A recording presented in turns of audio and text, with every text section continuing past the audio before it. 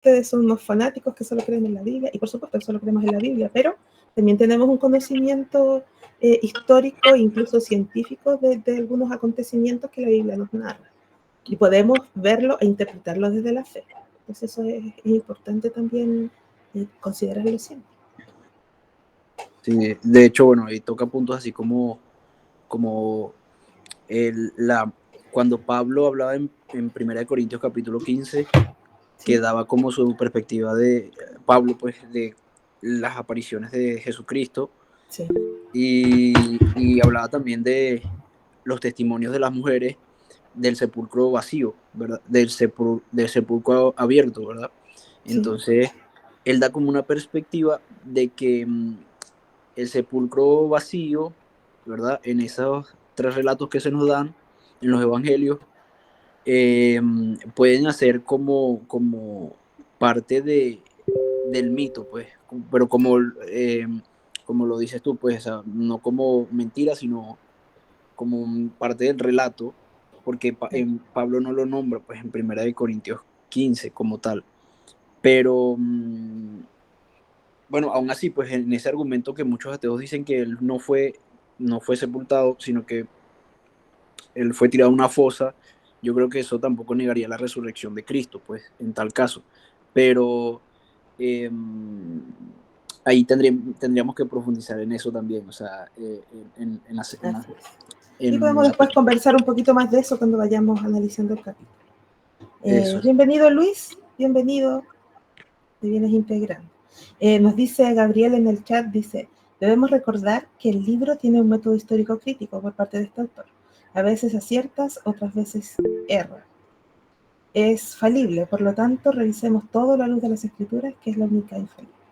Muy bien, Gabito, buena perspectiva. ¿Cierto? Ya, Luis nos está grabando, así que saluden a la grabación. Para los que nos van a escuchar en diferido, un saludo, bendiciones, espero que sea de bendición para los que lo escuchen después. Bien, vamos a comenzar entonces, ya vemos bastantes, por lo menos somos ya 12, así que bien, voy a compartirles pantalla. Vamos a ver hoy, no va a ser tan larga la clase como la reunión como la vez anterior, porque vamos a ver solo la primera parte del capítulo 3.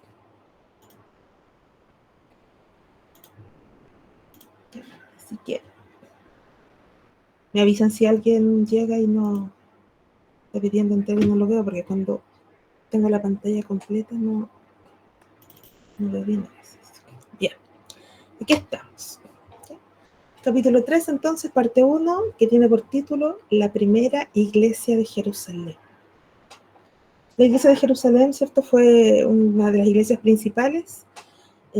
Aunque tiene este título, comienza como una comunidad en Jerusalén, donde se reunieron y se fue gran parte de la comunidad de Pedro, junto a los 12, y también la comunidad de Santiago, hermano de Jesús. No confundirlo con el apóstol, ¿no?, sino que es el hermano de Jesús. Vamos a ver entonces esta primera parte, ¿ya?, que comienza con las apariciones de Jesús resucitado. Tenemos primero las experiencias pascuales. Tras la muerte de Jesús, sus discípulos afirmaron haberlo visto resucitado. Estas apariciones o cristofanías fueron fundamentales para la fe cristiana. Como dice el apóstol Pablo, ¿cierto? Vana sería nuestra fe si no creyésemos en la resurrección de Cristo. También vimos en este capítulo la diversidad de relatos. Los evangelios y los hechos de los apóstoles presentan versiones diferentes de estas apariciones, lo que refleja la diversidad de tradiciones dentro del cristianismo primitivo. Como tenemos una distancia, ¿cierto?, entre la resurrección y los evangelios, que es aproximadamente unos 40 años, se construye en este periodo una tradición oral, ¿ya?, aunque a veces nos resistimos un poco a los católicos a hablar de tradición oral, pero no lo podemos negar. En estos 40 años al menos tenemos una tradición oral que se mantuvo viva hasta que fue necesario tenerlo por escrito. Ahora, si ustedes se fijan, el mismo autor habla de que estas tradiciones orales posteriormente se escribieron. Así que una tradición oral como tal, paralela a las escrituras, hasta el día de hoy, eso no existe. Lo que existe son tradiciones eclesiásticas que han mantenido el catolicismo romano, pero tradiciones desde la iglesia primitiva como relatos de Jesús o historias de Jesús o milagros de Jesús paralelos a los evangelios, no se tiene fuente de cómo confirmarse que se mantuvieron, ¿ya? Más que lo único que se tiene, aparte de los evangelios, serían los evangelios apócrifos, algunos escritos gnósticos y algunas reseñas. Por eso que en todo este periodo de estos 40, 30, 40 años de tradición oral, es donde se piensa que también hubieron ciertos escritos como Q, ¿no? Que fuente, como fuente Q, que se piensa que de ahí tomaron algunos, es una hipótesis por cierto, pero se piensa que de ahí se tomaron algunas narraciones de Jesús, hechos, dichos de Jesús, para construir sobre todo los sinópticos, ¿no? Mateo, Marcos y Lucas. Por eso también el libro nos habla de esta diversidad de relatos en relación a Juan y a los hechos.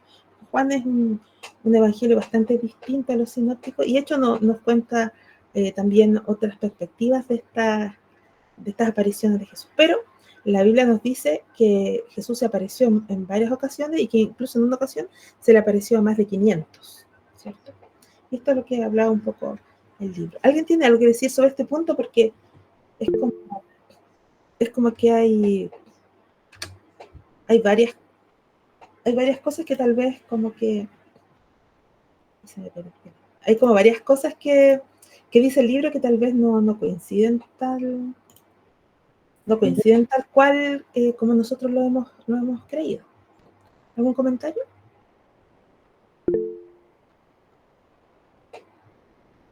¿Sí, Mateo? Dígame. Sí, hola, Ñaño.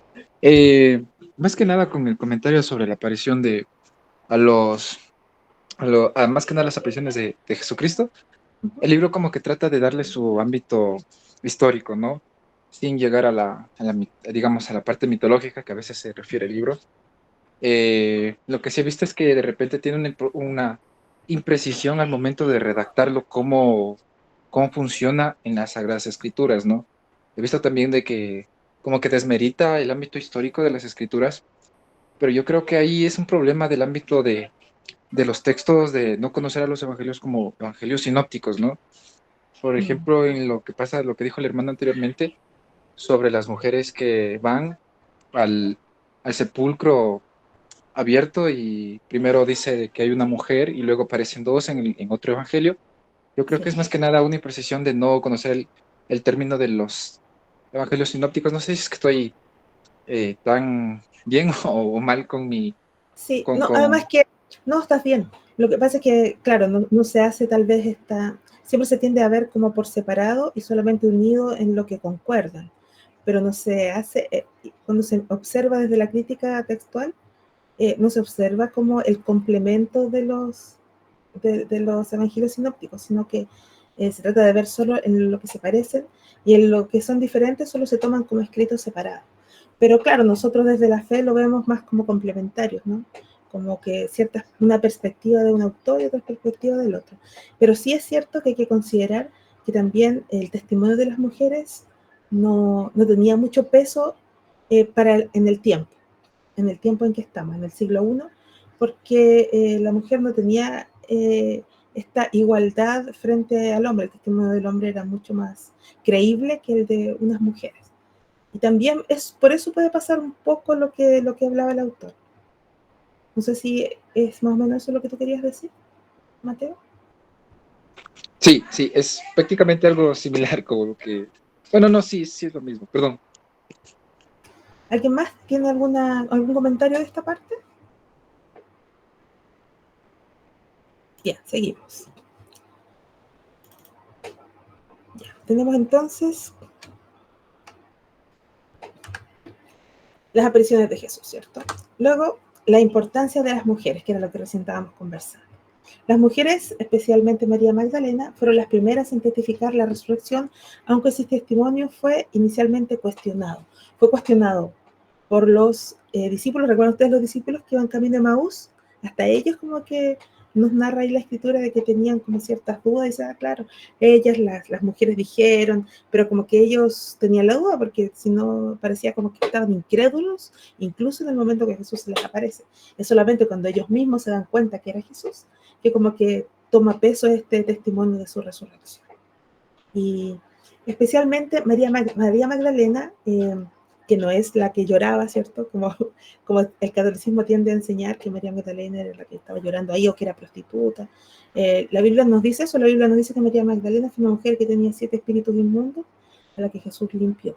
María Magdalena, al parecer, era una mujer acaudalada y fue ella junto a otras mujeres que sustentaron el ministerio de Jesús económicamente. Y María Magdalena no fue una de los 12, pero fue una de sus discípulos. Siempre está presente en los viajes de Jesús, está presente en la resurrección, está presente el día de Pentecostés, porque forma parte de los 120 que estaban allí. María es un personaje importante dentro del ministerio de Jesús y muchas veces como que no se le da la relevancia que tuvo porque los evangelios no nos narran tanto de ella.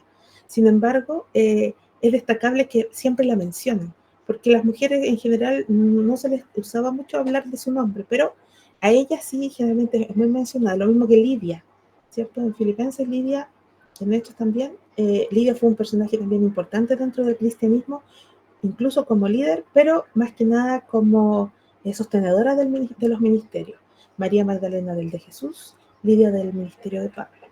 Bueno, como vemos aquí, la importancia de las mujeres, entonces, la María Magdalena fueron las primeras en testificar la resurrección, aunque ese testimonio fue inicialmente cuestionado. Es después con el tiempo que toma mayor peso el testimonio de las mujeres. Veamos ahora la comunidad de Jerusalén. La elección de Jerusalén y el por qué la iglesia inició principalmente en Jerusalén, no en Roma como les gustaría a algunos. Pero empezamos aquí, la iglesia fue más fuerte y podríamos decir que la comunidad más grande, a pesar de que, como vimos, ¿cierto? En la introducción, hubieron varios focos, ¿cierto? Como llamas, decía el libro, con pequeños fuegos que surgieron en diferentes lugares. Es en Jerusalén donde podemos decir que estaba el mayor grupo de los más cercanos de Jesús. ¿Ya? Los discípulos decidieron establecerse en Jerusalén a pesar de ser el lugar donde Jesús fue ejecutado, ¿ya? Porque lo consideraban el centro escatológico donde ocurriría su regreso. Ella, el mismo libro nos dice que la elección de Jerusalén tenía este componente escatológico de pensar que Jerusalén, al ser la ciudad elegida, ¿cierto? La ciudad de Dios, era allí donde el Mesías debía regresar y para culminar su proyecto mesiánico. Por eso fue esta elección. Y aquí vemos que se reunieron tanto los discípulos liderados por Pedro, porque el liderazgo de Pedro no lo podemos negar, por Pedro, y especialmente este liderazgo de Santiago el hermano de Jesús. El liderazgo de Santiago, incluso el libro nos habla de que Santiago fue Santiago el primer papa, y es porque Santiago tuvo un liderazgo muy fuerte en la iglesia primitiva, muy, muy, muy fuerte, tanto así que él tenía poder no solo en Jerusalén, sino que en varias comunidades también de Palestina, especialmente de Palestina, porque Santiago, al ser hermano de Jesús, tenía este lazo de linaje con Jesús. Incluso otros líderes que hubieron después en Jerusalén, antes de la diáspora, ¿no? Y en otros sectores, también reclamaban este linaje familiar de Jesús. Y esto yo les mencionaba la vez anterior cuando hablamos un poco de este grupo de Santiago, que tiene mucha relación con lo que nos narran los evangelios, porque como sabemos que los evangelios fueron escritos mucho después de sucedidos los hechos, también reflejan un poco lo que ellos mismos estaban viviendo en el momento que fueron escritos. Y existía esta pugna entre la familia espiritual de Jesús, con los 12 apóstoles, sus seguidores, y la familia sanguínea de Jesús, que sería Santiago y los seguidores de Santiago, que reclamaban. Entonces, cuando vemos este capítulo, cuando llega la madre y los hermanos de Jesús, ¿cierto? Y le dicen los apóstoles o la gente que estaba ahí, le dicen: Jesús, tu madre y tus hermanos te buscan. Y Jesús le responde: mi padre, o sea, mi madre y mis hermanos son los que están aquí, ¿cierto? El que hace la voluntad de mi padre, ese es mi madre y mis hermanos. Y eso tiene mucha relación con mostrar de parte de los discípulos y especialmente de los escritores de los evangelios que el lazo espiritual para Jesús era mucho más fuerte que el lazo sanguíneo, y era como un poco por esta rivalidad que tenían, es como decirle a los seguidores de Santiago: miren, lo que más importa es la fe, ¿no? El lazo espiritual, que el sanguíneo que ustedes están pretendiendo este liderazgo por ser el, el continuador, el sucesor natural de Jesús, que sería en este caso Santiago. Y ahí lo vemos reflejado también. En los evangelios vemos muchos reflejos de la situación que estaban viviendo la iglesia en el momento en que se escribió los evangelios, además de contarnos, por supuesto, la historia de Jesús en el tiempo que él estuvo en la tierra. Así que aquí tenemos entonces la comunidad de Jerusalén. Luego tenemos una organización, antes de avanzar, ¿algún comentario al respecto? ¿Algún comentario, hermanos? ¿Algo que quiera decir o algo que no quedó muy claro de esta parte? Sí, hermana, no sé si puedo hacer un comentario ¿Sí? en cuanto Pastor, dígame. sí, el libro dice que cuando Jesucristo, falleció, después de que encontraron el sepulcro vacío, Sí. el autor del libro dice que las apariciones pudieron haber durado a lo mejor meses o años, a pesar de que el libro de los Hechos las limite a 40 días. Entonces, para no confundirnos, hay que quedarnos con lo que dice el libro de los Hechos, que las apariciones estuvieron... Sí, sí, Las pero también apariciones... sí, pastor, sí, usted Dígame, tiene nada tiene más eso, razón. nada más Sí, está ahí. bien, no, tiene razón. El libro de los Hechos nos narra que el periodo, de hecho, desde la aparición de Cristo a Pentecostés, es un periodo mucho más acotado, ¿cierto? Del que aparentemente nos dice la historia. ¿Ya? Yo pienso que esto desde los tiempos puede tener esta variación que da la historia por los relatos, ¿no? Por los relatos encontrados, aparte de los evangelios. Tenemos otros relatos que siguieron en forma paralela de algunos hechos, que por eso es que se crea como esta dicotomía. Ahora, claro, nosotros creemos que Lucas en hechos tiene más razón de que lo que nos pueda dar la fuente histórica o este análisis histórico, porque la verdad es que no tenemos hechos históricos que nos digan, mire, esto sucedió así, no, sino que son análisis de otros documentos, más los Nuevos Testamentos, más escritos de los padres que nos hacen, que hacen al historiador tomar estas hipótesis. Finalmente son todas hipótesis y son presunciones también. Así que gracias, pastor, por su comentario. Tiene razón. Bien, ¿alguien más? Bien, seguimos. Me pueden interrumpir si tienen algo que decir.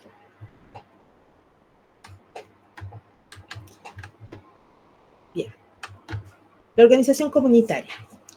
La primera iglesia se organizó en torno a los 12 apóstoles, con Pedro como líder. Practicaban la comunidad de bienes, vendiendo propiedades para sostener a los necesitados. Y aquí se plantea una hipótesis. ¿Recuerdan ustedes? Plantean la hipótesis de los esenios.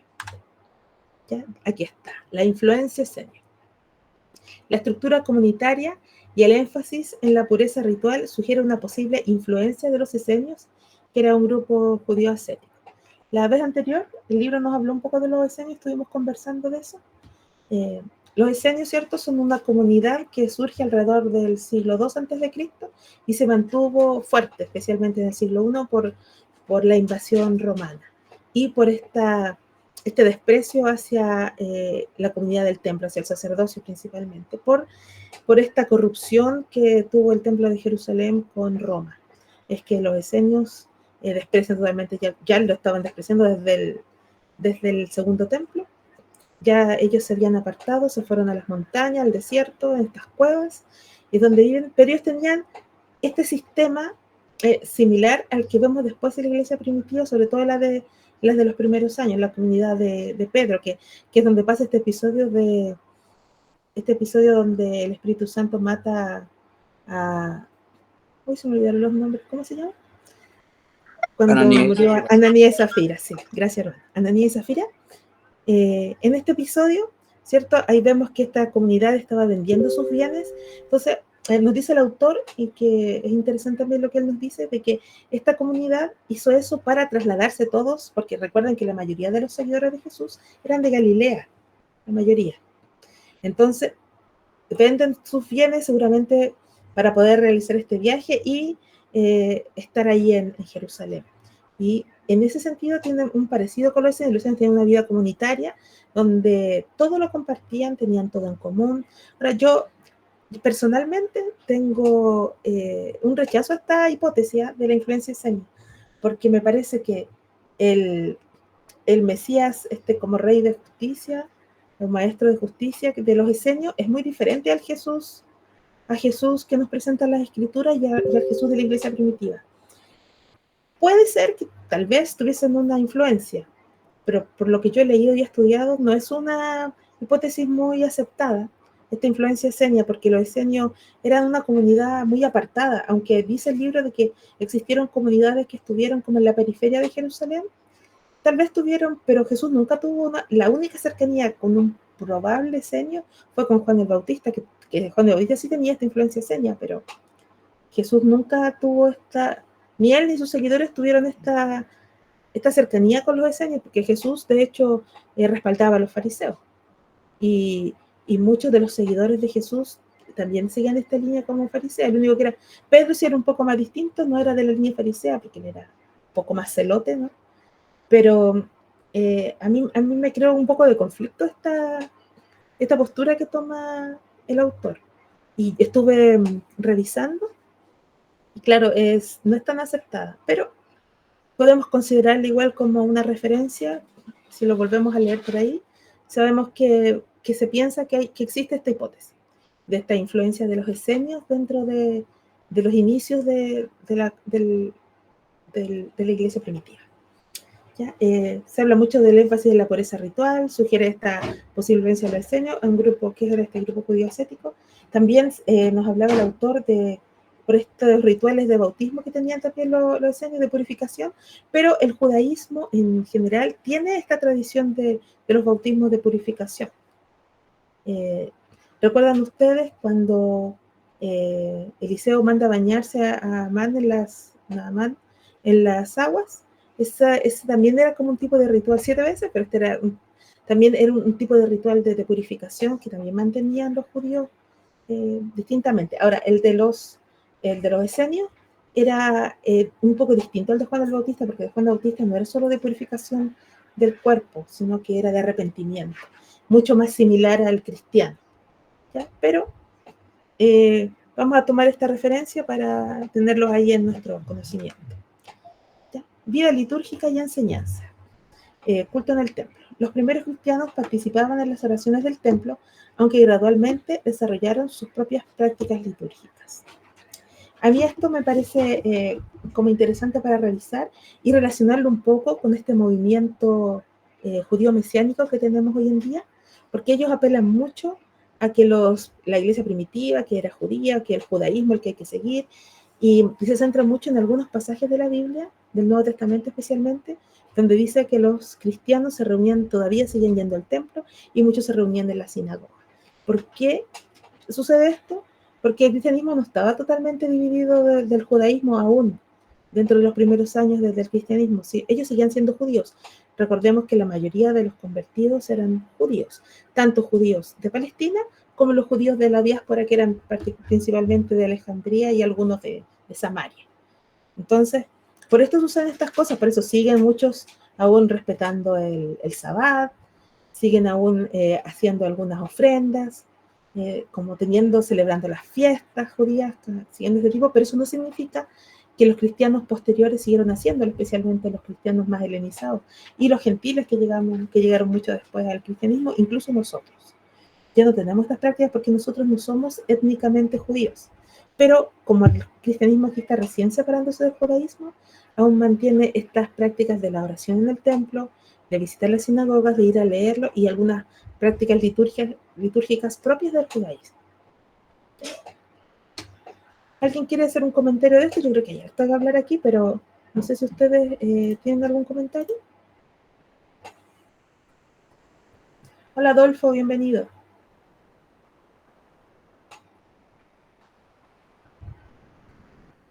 ¿Cómo ven ustedes esto? Nosotros, ya que los cristianos primitivos seguían teniendo ciertas cosas del judaísmo, ¿deberíamos nosotros a lo mejor, al volver a la fuente, practicar algo de esto? Sí, hermano Mateo, digan. Sí, justamente pensé esa línea de pensamiento de que, bueno, por ser la iglesia primitiva tenemos que tener ese tipo de liturgia Yo considero que no, la verdad, en ese sentido no. Pero es muy interesante porque bueno, yo vi un poco de esto de la historia de la iglesia y sobre el ámbito de un cristiano y un judío mesiánico en el Claro. Instituto Paulino. De hecho, uno de los hermanos que me dio clase fue uno de los, es justamente el que hace los live stream. Entonces él hacía la diferencia, ¿no? Entre que los primeros judíos mesiánicos fueron los primeros cristianos conocidos, ¿no?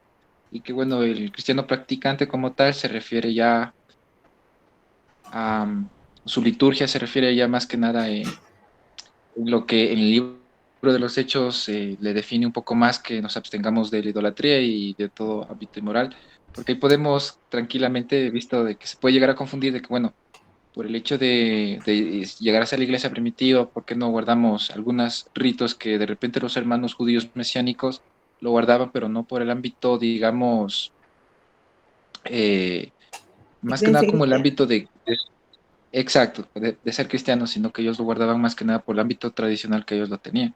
Claro, sí, es más Entonces, cultural. exacto. Sí, bien, bueno, sí, así es. Claro, además que nosotros ahora podemos, como nosotros ya estamos separados del judaísmo, podemos verlo mucho más claramente de lo que lo vieron los cristianos del primer siglo, que para ellos aún estaba, no, todavía no hacían esta diferenciación entre esto es cristiano o esto es judío, sino que ellos estaban dentro del judaísmo pensando siempre y creyendo que Jesús era el Mesías que habían conocido a través de su religión, a través del judaísmo, así que no tenían todavía esta noción de separación tan marcada. Por supuesto que veían las diferencias, pero estamos recién en una iglesia que está en su infancia, ¿cierto? Así que están ahí. El mensaje del judaísmo es un mensaje étnico para un grupo, para una nación en particular. El mensaje de Cristo es un mensaje universal para todo el mundo, universal. Por eso la iglesia es también católica en ese sentido, de universal, tiene un mensaje universal y que está en todas partes, no solamente en una nación. Ese es otro sentido del catolicismo de la iglesia, no romanismo, ¿no? Ni papismo, sino universal, por su mensaje. Okay. Otra connotación de ser católico. Volvemos. Entonces tenemos aquí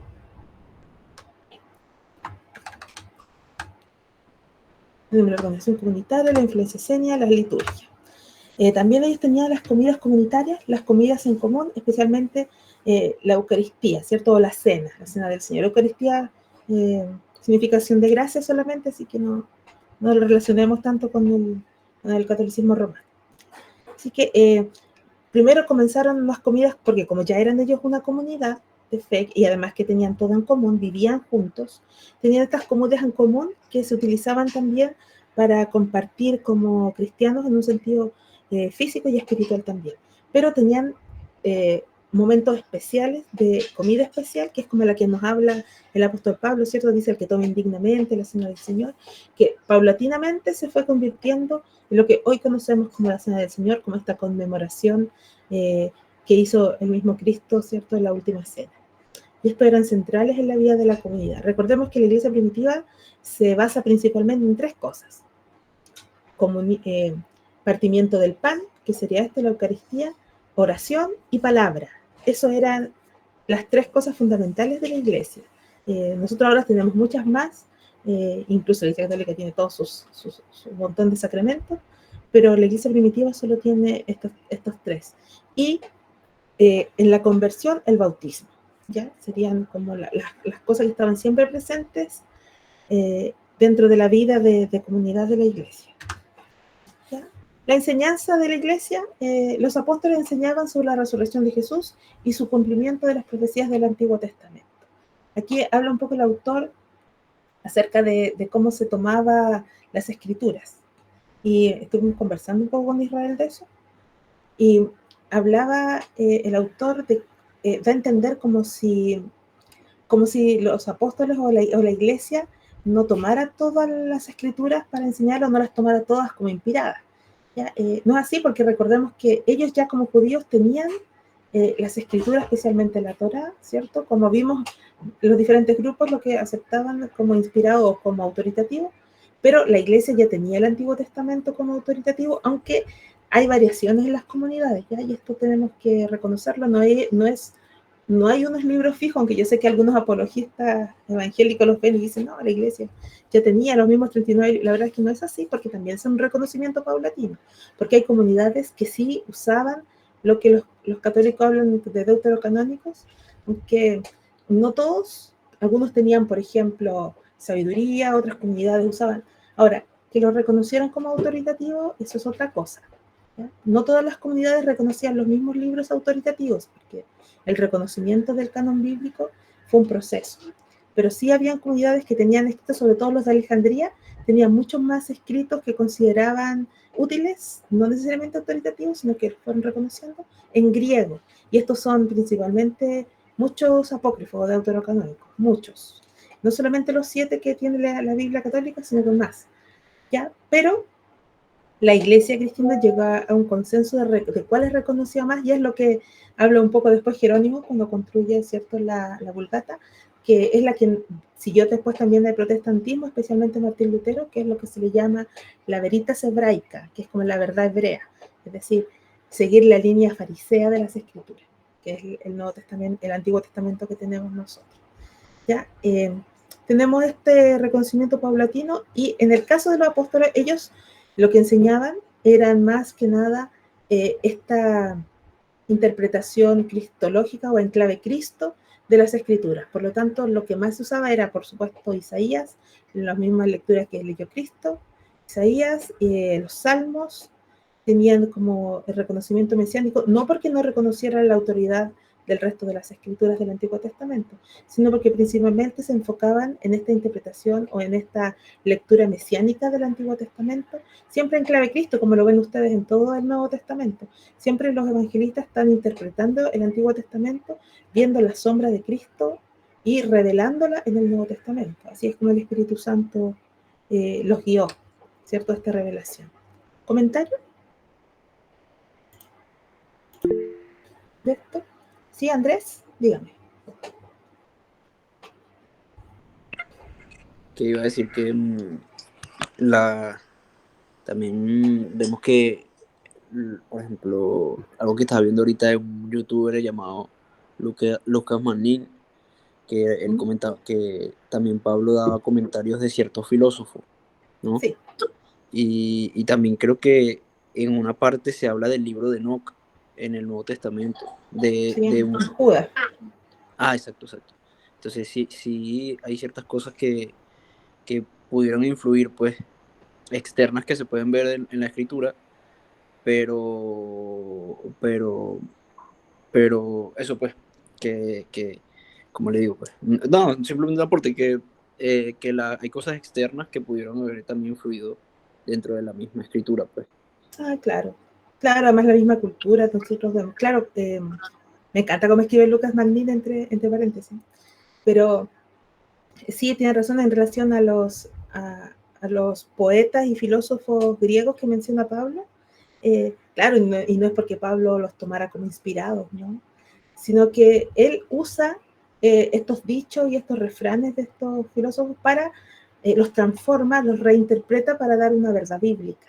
Y es lo que también hace mucho el cristiano, especialmente los padres apologistas, usan mucho la filosofía griega, pero como método, no porque crean en la filosofía griega, sino como el método para explicar mejor el Evangelio e interpretar la Biblia utilizando este método, pero no es filosofía griega en sí, sino es el método.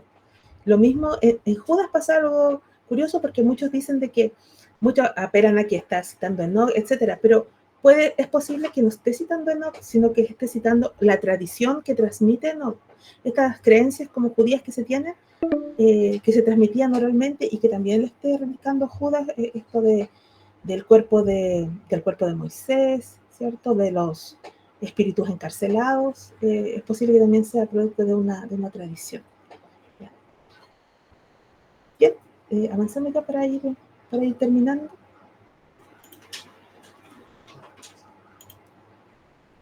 Bien. Jerusalén, influencia. Bien.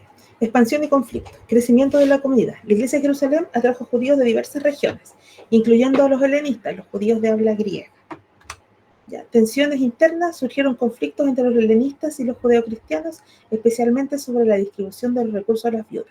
Y esto aquí lo vemos cuando fue la elección de los 7 diáconos, ¿cierto? Ahí habla un poco de esta elección, incluso el autor habla un poco de que realmente la elección de estos 7 diáconos no fue solamente para que ayudaran en la repartición, sino que también fue como para darle cierto liderazgo, porque ellos ya tenían un grupo que les seguía.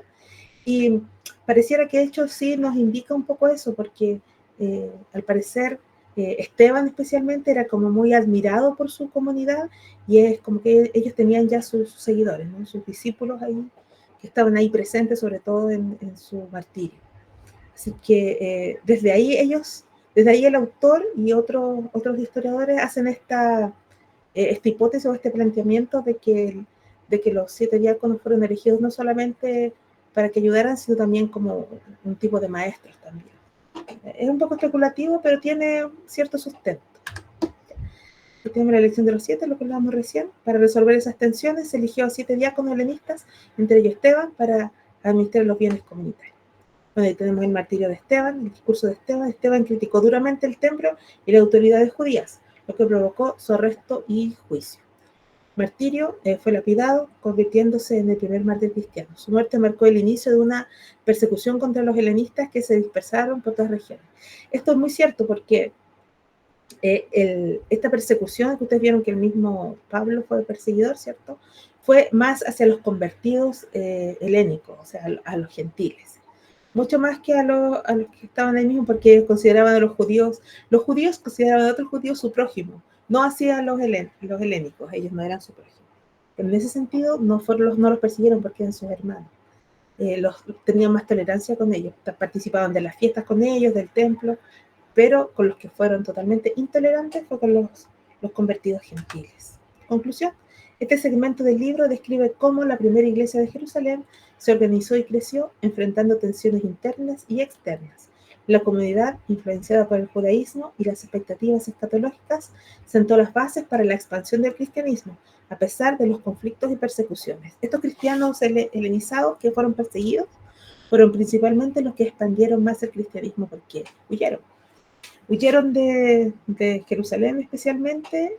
Muchos se fueron a proteger a Roma, aunque allí también después también fueron perseguidos por otros emperadores, pero es así como llegan estos cristianos que son de esta diáspora, que llegan a Roma y son, podríamos decir, la primera comunidad en Roma, que no fueron por una comunidad especial de Roma, que fue Pedro y la sentó allá, sino que forma parte de esta huida de estos cristianos desde Jerusalén, principalmente, y de otras partes como de Alejandría también. Bien, terminamos la primera parte del libro. La próxima semana vemos la segunda parte. Y ahí vamos a hablar un poco más de Santiago y de otros conflictos que vienen. Nos quedan unos minutos más antes que se termine el tiempo. ¿Alguien tiene algún comentario hasta aquí? ¿Van bien con la lectura? ¿Ya no les gusta el libro? ¿Les gusta? ¿Que no tienen ganas de terminarlo? Sí, sí.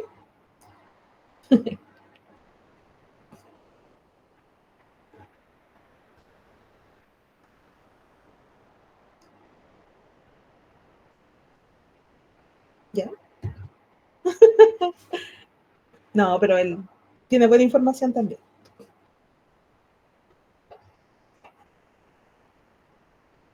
Uh-huh.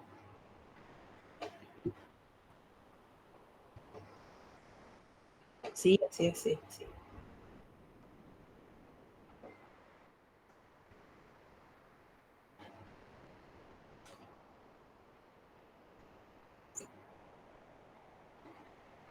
Del judaísmo.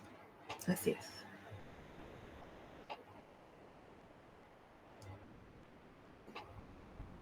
Sí. Ahí nos deja el nombre después, para después si alguien lo quiere buscar. Ah, bien. Ahí en el grupo no. Sí.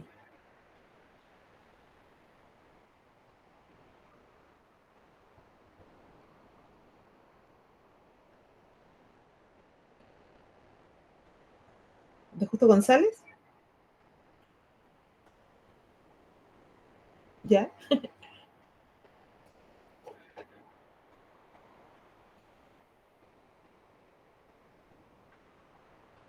Sí, así. Claro, es que cuando hablamos de comunidad, hablamos de los bautizados. Sí.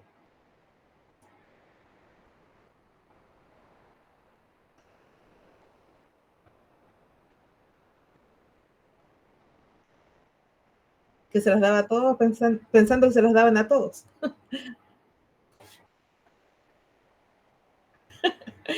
Ah,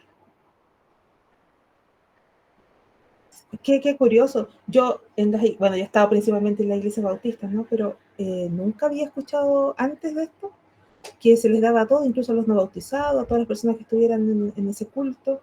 Claro, no me parece muy bíblico ni muy histórico por lo que estamos viendo, ¿no?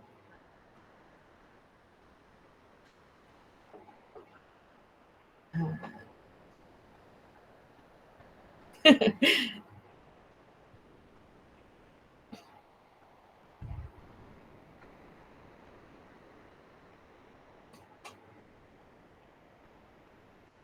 Claro. Ah, no. Sí, pues, sí. Claro, porque la Biblia es clara en decirnos que se bautizaban y eran agregados a la iglesia.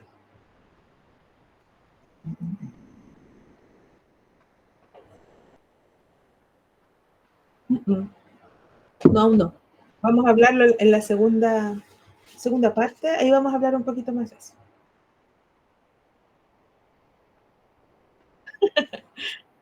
Ya, guárdalo para la próxima clase.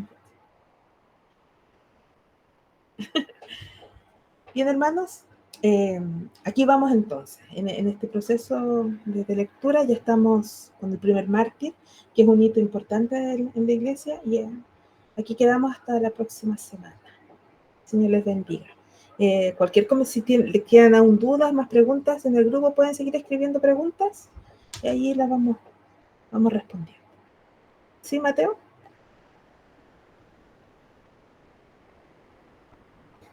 No, nada. Pensé que estabas pidiendo la me quitó. palabra. Ok. Ya, bendiciones, hermanos. Hasta el próximo sábado. Saludos a todos. Excelente, muchas gracias, Manacati, por tu exposición. Y a todos los hermanos también, saludos en el Señor. Que estén muy bien. Gracias. Chao, hermanos. Chao, chao. Bendiciones.